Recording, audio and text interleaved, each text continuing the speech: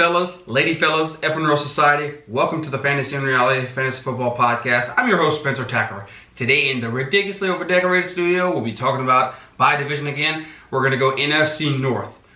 So we're going to jump right in with the 12-4 Chicago Bears. Now, I love David Montgomery. I think he's going to do fantastic. He is going to be that all-around back that they were looking for that Jordan Howard could not be. So I think that he is going to have a fantastic season if he could stay healthy and see the volume. I think they're going to be successful on offense. If Trubisky can get a little bit better each year, then he should do really well. I like Trubisky this year.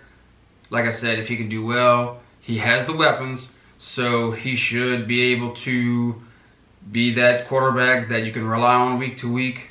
If you need a quarterback very late or you need to stream a guy, he could be a guy that you can look at.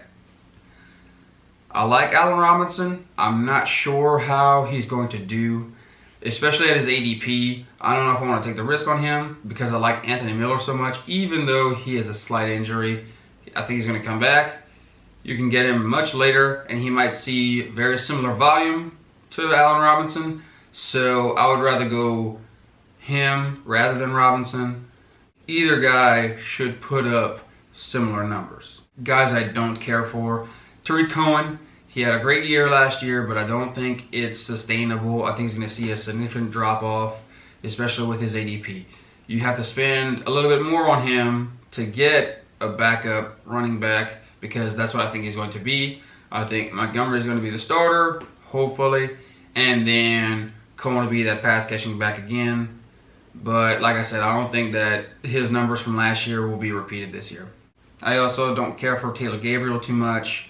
I don't think that Trubisky is the caliber quarterback to make three receivers relevant. So he's out for me. Trey Burton, I like him, but he's one of those guys that is questionable to me. I think he should do well. It's just the fact of will he do well? So that makes me kind of stray away from him when I could get someone else in a similar round if I need another tight end. So let's say I spent an early pick on Kelsey. I can come back around and get someone like a Trey Burton or someone else who doesn't have the same bye week as Kelsey. That way I can round out the position. I only have to start him once, hopefully, if my starter stays healthy. So Burton might be an okay guy for you if you were looking for that late value, if he can produce. So next we'll go with the 6-10 Detroit Lions. I love Kerryon. Unfortunate kind of news that we saw them take him out on all the third downs, which is very worrisome for me because I picked him in one of my leagues. So he's my second running back, but I still don't want to see that from any of my players that I have on any of my teams. And so I want him to see the volume. I don't want C.J. Anderson to come in there, take goal line carries, third down catches, anything like that. It's a little worrisome. I'm hoping that it was just preseason and to give him the workload that he deserves and needs. Because if he can get the work, he's going to do it. It's not the fact of will he be able to do it, it's the fact of will he get that opportunity to see the volume that he needs. Matthew Stafford, a very late round value guy that I like. He's always been consistent. Last year he was injured. He had a lot of injuries in his core receivers, so it was a bit more difficult to stay with him that entire season. So he dropped off in most of his stats, but if he's healthy, he has better and healthier weapons now. So I think he should be a really, really good, very late value guy. If you can pick him up off of waivers or last round guy, if you need a backup quarterback, then he could be a guy that you can target because he has Kenny Galladay. I like Galladay, but at his climbing ADP, I'm not sure if I want to spend that much draft capital on him when last season he could have stepped up as that number one. He sort of didn't. So Marvin Jones is back. He is going much later. So if you want a guy who's going to see similar numbers to Galladay at a much later round, you want to go from Marvin Jones. I also love TJ Hawkinson. Even though he's a rookie, I think he should do well. If they use him well, unlike Ebron, then he should put up numbers, hopefully in the red zone. get those touchdowns he needs to be a relevant tight end. He's going to go very late or undrafted. So if you can snatch him up, I suggest it. Now for my dislikes, like I said, Galladay is going a bit too early for me. Jesse James is the backup tight end, I believe, to Hawkinson. So I'm not too high on these guys. CJ Anderson, he's going to see some carries, volume, but not enough. Hopefully not enough to stay relevant, because if he does, then that means that carry on is much less valuable. The 6-9-1 Green Bay Packers, Aaron Rodgers is going to do Aaron Rodgers things, hopefully, with all the weapons he has, with Adams, Jones, MVS, Allison, Jimmy Graham. We'll see what he can do. I like him. I'm not sure about his ADP. I haven't really drafted him in too many mock drafts that high. I usually skip him and a few others and go for a mid-round to late-round quarterback. But if he slips to me 1 or 2 rounds, I'm definitely going to snatch him up. I like Aaron Jones. If he can see the opportunity, then he's going to do well. The Packers last season, I think, ran the ball the least amount out of any team in the league. So that is not too promising for Aaron Jones. But if they can round themselves off, not rely on passing 1,000% of the time, then hopefully Aaron Jones will be that guy that you can get that'll hopefully be your 3rd or 4th running back if you went running back heavy.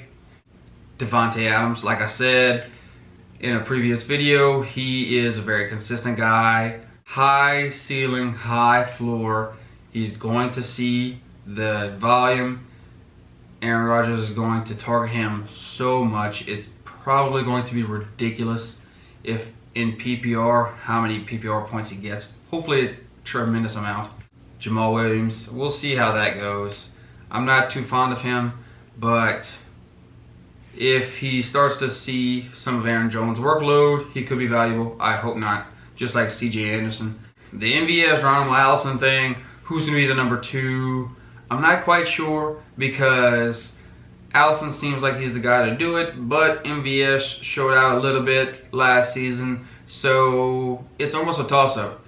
Different people say different things. Some like Allison more, some like MVS more. So, in my opinion, I think that I like Allison more, but at the same time, I think just because I like him, they're going to use Marquez Valdes-Scantling more, and just to prove me wrong. So hopefully that doesn't happen. I like Allison more, but it's just to see what they do. My dislikes, like I said, Jamal Williams. Hopefully he doesn't eat into Jones' workload too much. Equinemius St. Brown, Jimmy Graham. I have high hopes for Jimmy Graham, but it's like ever since he left New Orleans, we don't know what's going on. So he could be a late round value guy for you if Rodgers throws him a bone every once in a while with a couple touchdowns. But if that doesn't happen, you don't even have to worry about Jimmy Graham. So lastly, we'll end with the 8-7-1 Minnesota Vikings. Dalvin Cook, if he can stay healthy, he is going to be fantastic. You can hopefully get him if he drops to the 3rd round. I don't see that happening, but if you can get a 1st round running back, let's say you have the 3rd or 4th pick, if you can get one of the top 3-4 guys, like Christian McCaffrey, Alvin Kamara, and then come around and get Dalvin Cook, your running back core is going to be fantastic. You can either round it off and get a 3rd running back in the 3rd round, or go with a top receiver. He can hopefully be a very fantastic guy if, God forbid, that he gets injured. Alexander Madison, the Prez, should be great. He's already showing out in training camp and practice. So he's one of those guys that if Cook doesn't produce or has a bad season or gets injured, Madison is going to go from VP to Prez. I'm very excited to see him in the future. Adam Thielen, Stephon Diggs, going to be fantastic. Probably the best duo receiver group in the NFL.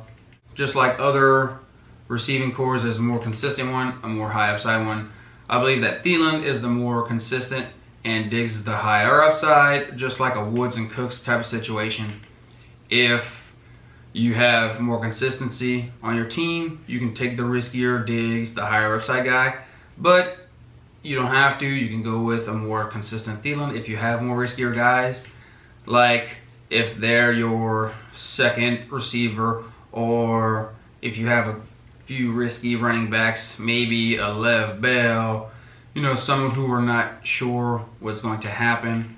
I'm sure Lev Bell will do great, but that's for another video.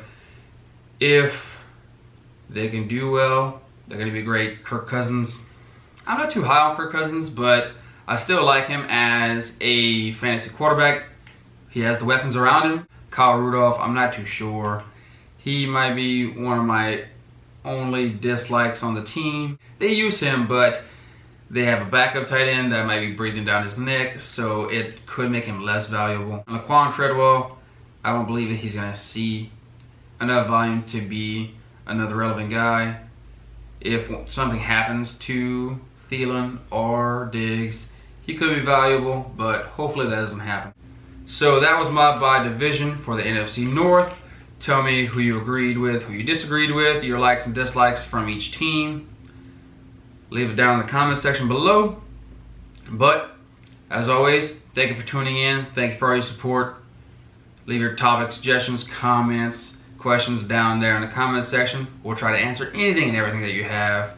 Remember that sports are supposed to be enjoyed together, so please tell someone about us. Spread the word. Watch it together. We want to try to get the word out as much as possible. Try to give as much advice to everyone. So, in order to grow our community, please smash that thumbs up. Hit the subscribe button so I can keep trying to give you as much content as we can. But lastly, God bless America and God bless fantasy football. Take care.